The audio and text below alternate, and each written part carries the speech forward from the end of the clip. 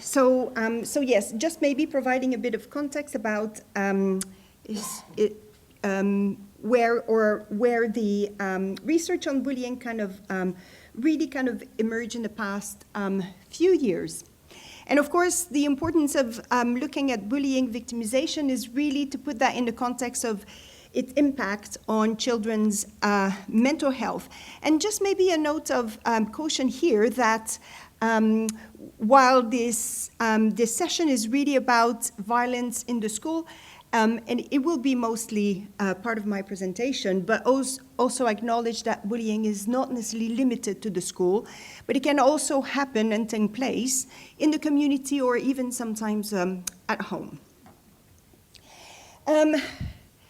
But the origins of bullying research and the study of its impact on mental health problems have really originated from the field of education, where you had lots of cross-sectional studies looking at how pupils would face or would deal when they were victims of bullying. And quite often those cross-sectional studies would provide findings that didn't allow to make causal inferences, but this how it has been interpreted. So that's a bit of a mistake, but these findings were mostly correlational. So we needed really stronger study design to really being able to focus and zoom in this effect, potential effect of being bullied on emotional problems. And it is especially important to do that given maybe the skepticism of some people that actually being bullied could be harmful for young children. When I started looking at bullying, and still today, some people are very reluctant to admit that being bullied can be harmful for some children. And actually, some people are still thinking that it is a good experience. It's shaping the character. So I think that when we started doing research on bullying, we did face a lot of skepticism about the true impact of being bullied, and also we lacked good statistical or methods to be able to make the step to being able to show that being bullied really contribute to mental health problems. So one good tool that was used is longitudinal studies, very, very, very important to be able to show that being bullied comes prior to symptoms of mental health problems. And to be able to do that, we need to have studies where we have measures. And here I take emotional problems, so symptoms of anxiety or depression as an example. But I could put in this circle different types of symptoms that have been associated with being bullied in childhood. But the important point is that it's very important to have or to test temporality between the exposure and the outcome. And to be able to do that, we need to have study design where we have symptoms prior to the exposure, in this case being bullied, to make sure that the association is not only due to prior symptoms of mental health problems. Ideally, a study should have several measures of confounders that could explain also this association. And you can think about family-wide effects, so factors that are shared by members of a family. And you can think about poverty, you can think about parent psychopathology, you can think about parenting, different factors that are shared by a family, members of a family, that can explain that link. And what we want is really to narrow down that unique effect. So we need to control for family-wide effect, hoping that unique effect of being bullied would remain significant after controlling for prior emotional problems, for family-wide effect, and also, as mentioned again by the first speaker, because violence victimization tend to occur altogether, other forms of victimization, including maltreatment as well. So what is valuable is to have a longitudinal study where you could have a contrast, sibling contrast, where you could do this. And we do have that in the UK with a twin study I've been involved in. It's called the Environmental Risk Longitudinal Twin Study. And because we have twins, it does allow for the control or family-wide effect. And our analyses really show that we still have a unique effect of being bullied on later emotional problem after controlling for those family-wide effects, despite controlling for other forms of violence victimization, including maltreatment, and also controlling for prior forms of emotional problems. So let me explain. This slide is only an illustration of the effect. The analyses included the whole 2,232 twins that we have in our sample. This is just an illustration of the findings. But you can see in red, you have twins who've been bullied by the age of 7. And on the right-hand side, you have twins who haven't been bullied by their co-twin, who haven't been bullied by the age of 7.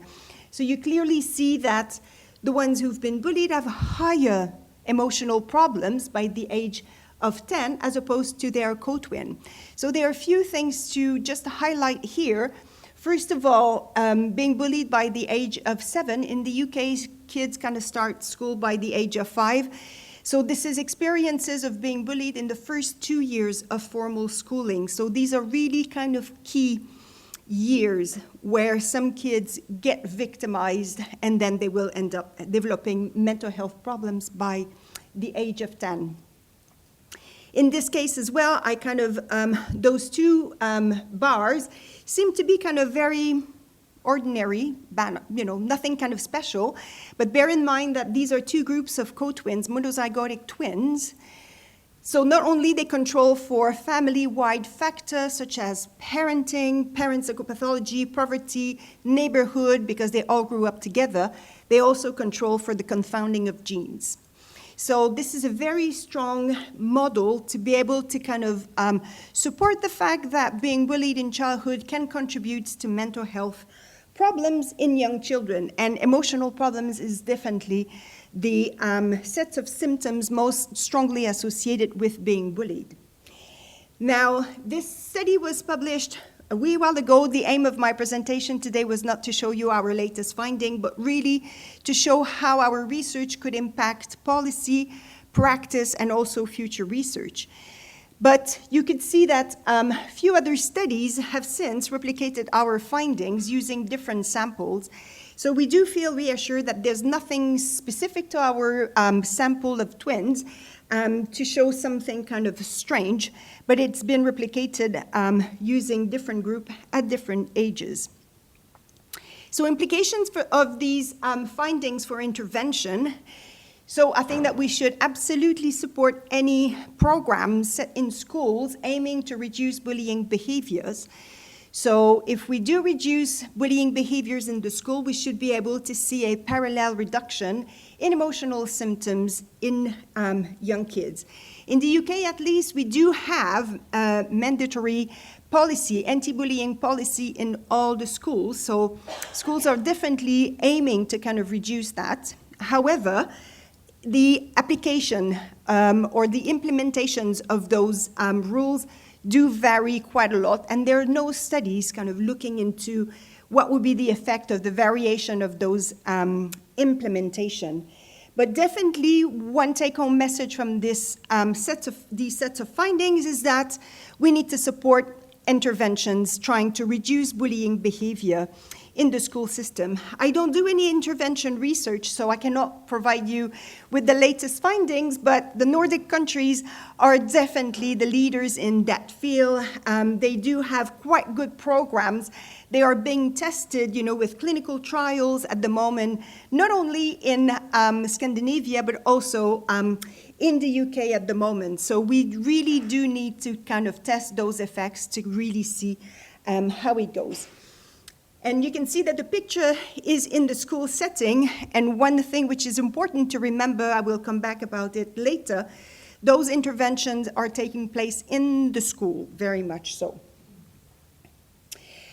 Those interventions are also successful at bringing down bullying behavior, but they're not perfect. On average, 20%, these interventions will manage to generate a reduction of 20% of bullying behaviors in the schools. So they are not perfect, and we still have a lot of work to do. But what it means for now is that there are still young children who will not manage to escape bullying victimization, and they will suffer from that. So while we're focusing our effort on stopping or reducing bullying behavior, we still have kids who will be victimized. And the question really is it possible that those symptoms of mental health continue even if we stop bullying behavior? So this stopping bullying behavior is definitely a good strategy. This is the source of suffering for some kids. But what about we stop it, but the kids continue to have mental health problems? So to be able to answer that question, I turned to a different cohort study in the UK. It's called the National Child Development Study, which is a large population study of close to 20,000 people who were born during 1 week in the UK in 1958. So the participants were recruited when they were born. Now they're in their mid-60s. So these are really, really rich source of longitudinal data that we have in the UK. Free access, you can just download them. So very rich data sources.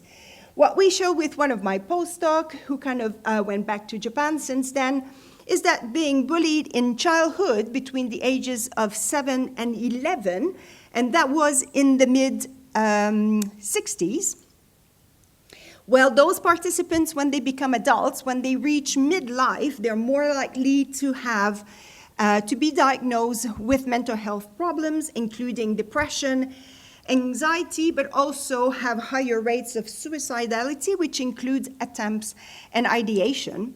And I also include alcohol dependence just to show you two things. First of all, not everything comes out to be significant. So these are data at age 45. We had a considerable attrition as part of the NCDS, but of course we used weights. But still, the analyses are conducted on samples of 9,000 people. So not everything comes out to be significant because of the large sample size. And also, I put it there because other studies in the US showed similar finding to us. And also, they found no significant findings with substance abuses. So there is some sort of similarities. And CDS is a study of singletons, no twins, so I cannot really control for genetic confounders, but the value of this research is really the long time span of that study. So it covers 5 decades of some people's life. But we do have confounders as well, so you may find it surprising that we still see an effect close to 35 years later. We do control for lots of confounders, including child IQ, socioeconomic status of the parents, behavioral and emotional problems as well of the kid, and also the experiences of maltreatment, so other forms of adversity. And while the link or the between being bullied and having mental health problems later in life, even if the effect is not that strong, or the effect is not that big, the association is very strong. No matter how much we try to get rid of it, it would always kind of remain. So it's a very robust finding. And once again, we were reassured to be able to see other studies from different parts of the world, including the UK, of course, but also New Zealand, UK, US, New Zealand, who kind of showed similar findings using other longitudinal studies. So again, nothing kind of specific or strange about our source of data in the UK. Those findings seems to be replicated by other people. So implications for policy of these findings, while I think that we should keep on supporting intervention for stopping bullying behaviors in schools, we should also kind of expand our focus to have a look at those victims. So quite often, we kind of tend to dismiss, the suffering of the victims, thinking that things will go fine after a while. But actually, I think that they deserve a lot of attention. Otherwise, these distressing feelings may develop into mental health problems. So as part of a policy lab, which is a meeting where we invite different stakeholders to discuss an idea and get opinion from different people, we kind of ask them whether it would be valuable, feasible, and acceptable to strengthen current intervention, anti-bullying intervention, and try to kind of focus a bit more on the victims and potential victims of bullying in order to reduce and even prevent mental health problems. And the answer was overwhelmingly yes, we should kind of do that those children need services and support as well. And how we can do that, of course, is not something easy, but we should kind of definitely expand anti-bullying programs to be part of a wider well-being and mental health strategies and education agenda in the school rather than being a standalone initiative. We need to integrate anti-bullying programs into existing resources so that they all kind of work together. Anti-bullying policies with mental health and well-being initiatives, they have to kind of work together in the school system. We need to blend universal interventions with targeted escalation with those who are at risk, increased risk for being bullied in the school as well. We need to make sure that we can assess the intervention, whether they really have the impact. We need to recognize that some interventions will have long-term impact. So we need to kind of look for quick win, but we also need to have a long-term vision that some programs will take a while before showing positive outcomes.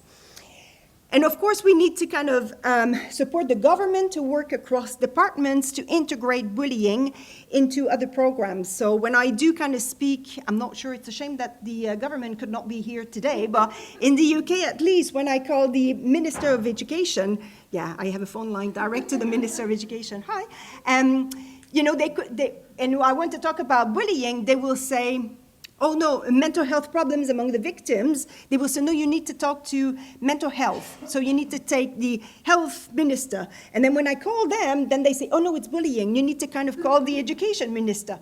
So everybody kind of just, you know, kind of, yeah, no one wants to take responsibility, but we really kind of need to work together. So the take-home message from that is really reducing bullying behavior in the school, very important as well. But the victims need mental health support. And we don't need to kind of call the psychiatrist straight away, but we need to kind of consider anti-bullying program in a wider context in the school. So how can we help the victims? So maybe we can build resilience. And some people may have issues with the word resilience, and I'm not sure I will have time to address this issue, but maybe we can have a discussion during lunch. But resilience is really a dynamic process which encompasses positive adaptation in the context of adversity. This doesn't mean thriving. This is doing better than expected when you face adversity. And of course, here, being bullied, I hope I convince you that being bullied can be harmful for young kids, but we can find children who have been bullied, but they're doing okay. They're not doing fantastic, but they're doing better than expected. So we did look at a group of kids who've been bullied, doing okay, and we kind of thought maybe they can teach us something. Maybe there is something in their environment that we can, you know, use or embed in our interventions. So we conducted this study with Lucy Bowes, who's now a professor at Oxford University, and what we discovered, and let me take you through this slide. On the y-axis, you have emotional problems, and that would be at the age of 12. And just to let you know, I'm back with the ERES study, so that study of young twins in the UK. So on the left-hand side, you have those who were bullied. On the right-hand side, you have those who haven't been bullied. This is a large sample of 2,000 individuals. So what you can see overall, those who were bullied have a higher level of emotional problems by the age of 12 compared to those who were not bullied. But if you look at those who were bullied within that group, those who had higher maternal warmth, so mothers who are caring and giving and loving, they have lower level of emotional problems compared to those children whose mother were not that warm and giving. You have the same thing amongst the group of kids who haven't been bullied. So some people may say, so what's the point? Well, the point is that the difference between those with high and low maternal warmth is much bigger in those who were bullied, which means that, of course, having a caring, loving, and attentive mom is good for everybody. It is especially important when you are bullied. So that is what that slide is showing there. We found similar findings with sibling warmth as well. And if you want to ask me what about fathers, we don't have data on fathers, but I would bet my salary that we find the same thing, whether you have fathers, grandmothers, or aunties or uncle. I think that having a meaningful adult in your life can help young kids who suffer from bullying from not developing mental health problems. Implications for interventions. At the moment, interventions, anti-bullying programs are based in schools. We need to expand the intervention to include families. Quite often, when parents discover that their child has been bullied, they will go to school and they will say, you need to kind of sort this out. And of course, schools have to do everything to provide a safe environment for all the children. But if the child hasn't escaped bullying, parents and the family have a lot to do to make sure that those children do not develop mental health problems. So really, families and schools have to work together to mitigate the impact of being bullied and also to stop bullying behavior. But we need to have greater integration of the two. I just want to finish by raising implications for research. So the beautiful findings that I've showed you, the findings I've showed you are coming from two beautiful sources of data, longitudinal research. And longitudinal research has really changed, the research on bullying by showing that, actually, it's not good to be bullied, and we have to kind of do something about that. But longitudinal research is not perfect either. Some of you may well know that recruitment strategies seems to kind of not target the whole population, but they will target kids who are at school, for example, which is great, but there's a proportion of the population that doesn't get included in those longitudinal research. And also, there is a bias attrition whereby those with the most difficulties are the first one to drop out of family. So in the end, what happens quite often is that longitudinal research are relevant for this, kind of well-behaved kids, really kind of wealthy, happy family who go into big schools, graduated. But actually, bullying is that. It doesn't happen in a silo. It happens in the context of lots of different adversity. It does happen. It happens everywhere. But there is inequality in concentration. So schools with poverty, dealing with violence in poor neighborhood, with parents who have not working, who have mental health problems themselves, this is where we should focus. And in some ways, I'm not sure whether our research tackles that.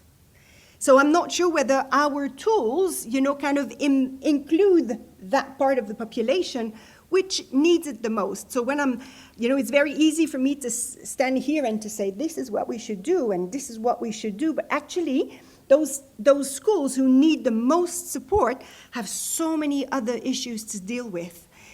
But this is what it is. So implication for research. And I just want to give you an example when I say that longitudinal research does not necessarily include a large proportion of the population.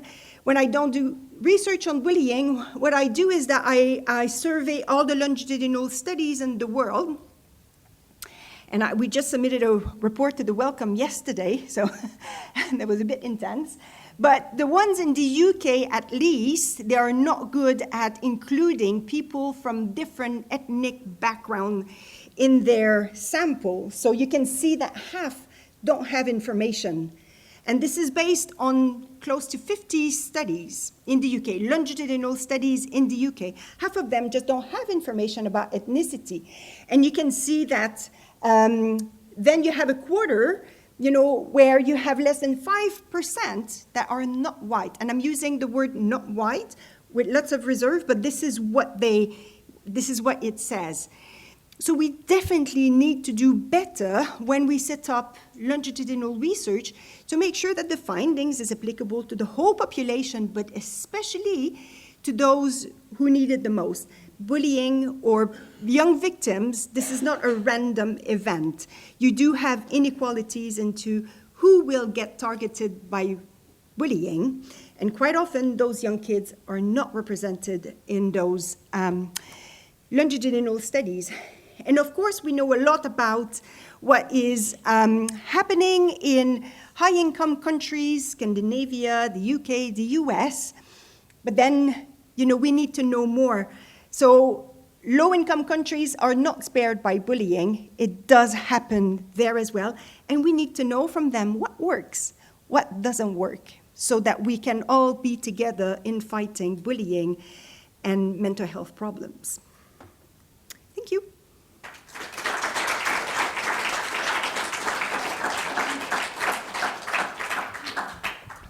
Thank you very much, Louise. Any comments, questions? Yeah. Thank you so much. And You're welcome. I'm going to ask a question that's probably a little unfair, but I'm going to ask it anyway. So I think one of the really important parts of these presentations is they kind of give you this kind of pinhole look into these problems. So, with kind of as laser sharp as you can, looking at a single issue. But I wonder if we zoomed out a bit, what your thoughts were about whether it's actually a moment to think about what schools might look like into the future. So I thought it's a little bit unfair, but if you like, we've sort of come and said, well, we should do bullying interventions in a system that was really set up 150 years ago as an industrial age intervention with mainly educationalists trying to do all these things, including bullying. Like, we ask a lot out of educationalists, in my view. So my question back to you, if we're really trying to prevent bullying, would we be doing more bullying interventions, or should we change what schools look like? Oh, wow. I am only a researcher. I did say it was a bit...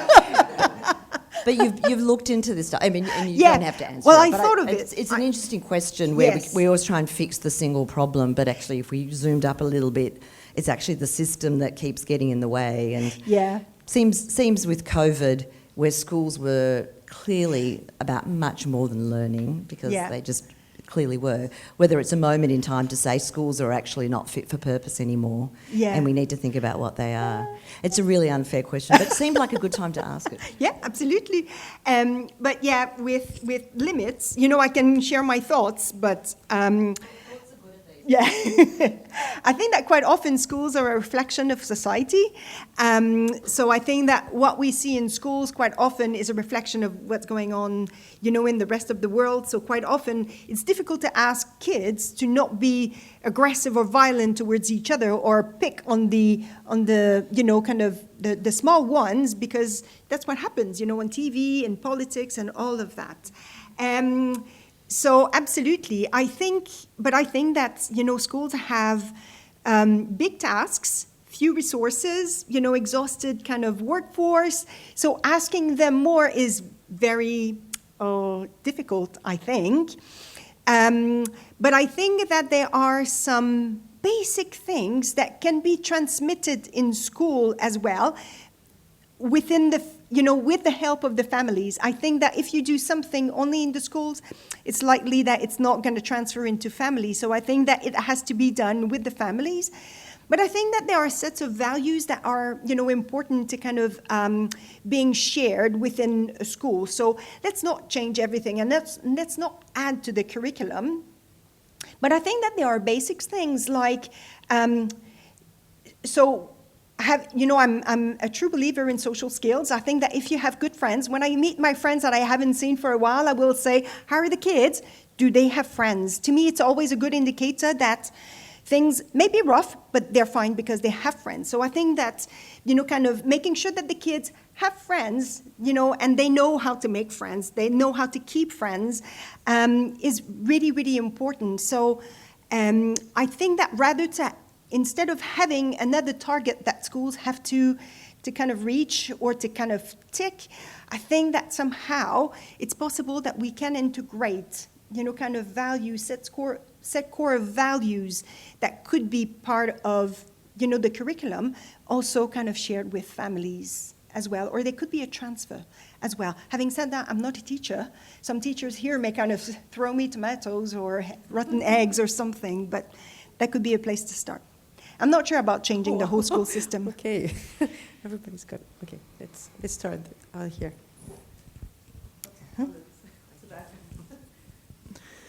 Hello, Nicola Gray from the UNESCO Chair, Global Health and Education. Thank you so much for your presentation, so many questions. I was just wondering, the advent of social media, bullying is changing, and also I'm wondering about the nature of those being bullied and bullying, that perhaps there is more fluidity now between the victims of bullying and the perpetrators of bullying, and I was just wondering what implication that has for interventions, certainly, and going forward. Absolutely. So in relation to kind of online bullying, that's a very good point. Our studies kind of didn't grab that. Of course, one of them started, in the mid-60s. Well, bullying was assessed in the mid-60s, so absolutely no social media there. And even the most recent ones didn't kind of, there was kind of already social media and, abuse online, but it really kind of didn't focus on that. But we do have further data when the twins were age 18, and we did look at the association between being bullied offline and being bullied online. And you can see that, of course, those who are victims of harassment online, they were also victims of offline bullying. So it's not something, online bullying, I think, or harassment is not something, again, that happens in silo. And given that that quite often happens later in years, bullying happens very early in life. At the beginning of the school, formal school, age 5, they will, experience bullying.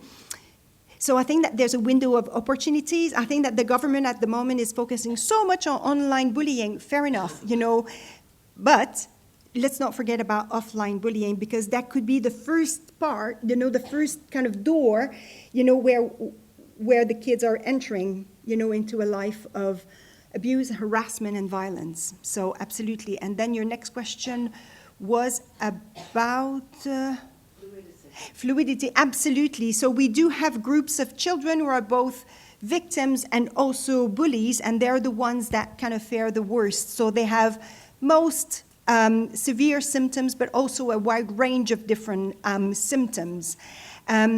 And while you could see that the outcomes I focused on are really internalizing emotional problems, some kids who are victims are very likely to kind of transfer into becoming perpetrator themselves. So that's another outcome possible.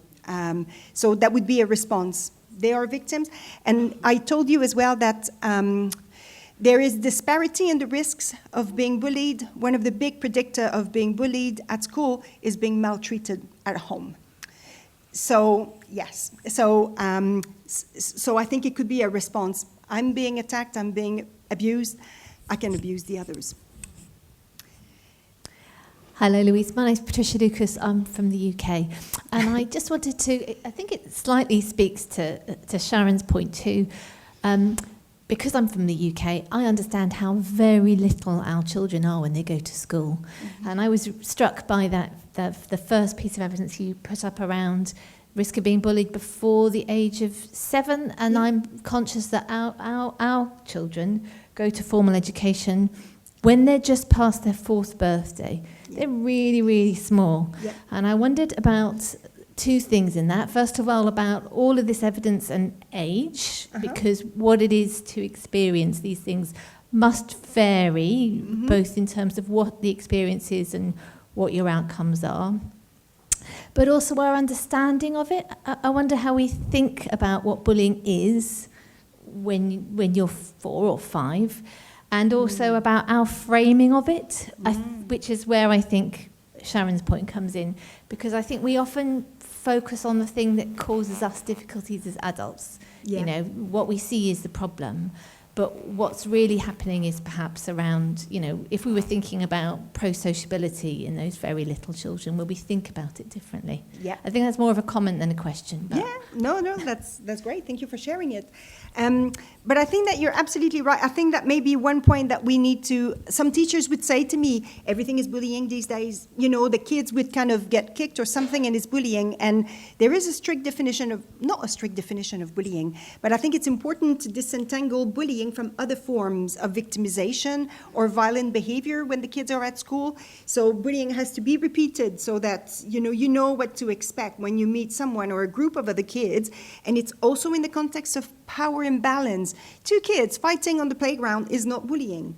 It has to be more difficult. So it's the victim, which is not necessarily kind of weaker, but they're more vulnerable. So that's why it's so important to control for prior mental health problems, because having mental health problems or symptoms, at least, when you go into school, make you a likely target. So that is absolutely important at schools, and that should be part of their anti-bullying policies, that everybody in the school know what bullying is and what it is not. And you're absolutely right that those kids are really, really young when they get into school. And when you talk about age, we did a study on that to see whether primary school, being victims in primary school versus secondary school, is there kind of increased risk? And the risk is there, whether you're being bullied only in primary or only in secondary school. But what happened is that even if you change school and you change network of friends from primary to secondary school, if you've been bullied in primary school, you're much more likely to be bullied in secondary school. And it's the cumulative risk which is impactful. And the thing is that the majority of the kids who've been bullied in primary school will move on to being bullied in secondary school. Maybe, can you just say a few words about the Nordic model you mentioned? The what? The Nordic model? Oh, it's the Kiva program by Christian Salmivalli. Yes, I think so. And it's a very interesting program because it does focus on, it has different kind of aspects to it, but one of the focus is really on the bystander. And I don't kind of talk about the bystanders in my presentation. I don't have information about that. But the bystanders are those kind of kids who witness and they don't do anything or they laugh. And the intervention is really aimed at cutting that kind of reward for those kids who bully others. It's kind of removing that reward from them. So, and it's involving, by the same token, it involves the whole kind of classroom in those kind of programs.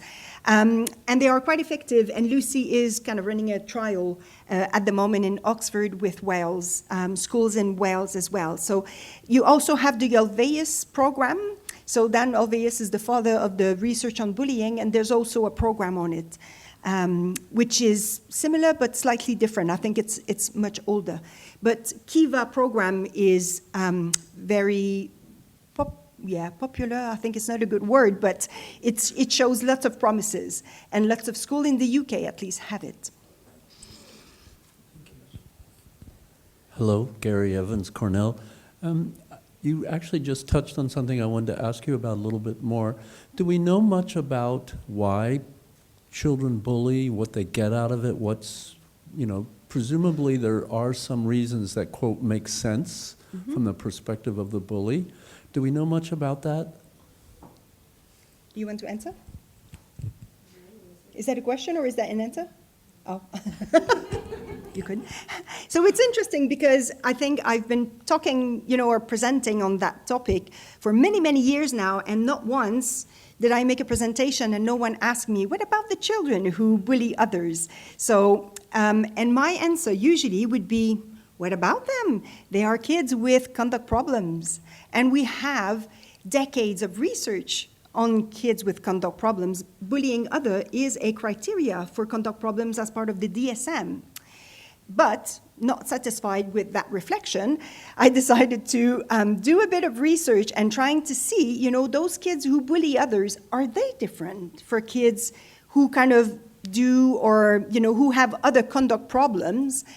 And the answer would be yes and no. There are similarities. but they seem to kind of fare worse if we look at later outcome. But one thing which, so I don't have any kind of qualitative data or narrative data to be able to say, well, kids kind of told me that is why they kind of do it. But they are similar to kids with other conduct problems. So they have low IQ. They come from deprived environment. They've experienced maltreatment as well and stuff like that. What they gain out of it, I'm not too sure. I think that it would be worth kind of designing a different studies to the one that I have to be able to answer that. But what I discovered in the research is that they also more at risk to having mental health problems later in life. And while we need to stop the bullying behavior, I think that schools also need, well, not the schools necessarily, but we need to address the mental health needs of those kids. So they also deserve and need mental health support. So punitive approach for the behavior, yes. For the child, no.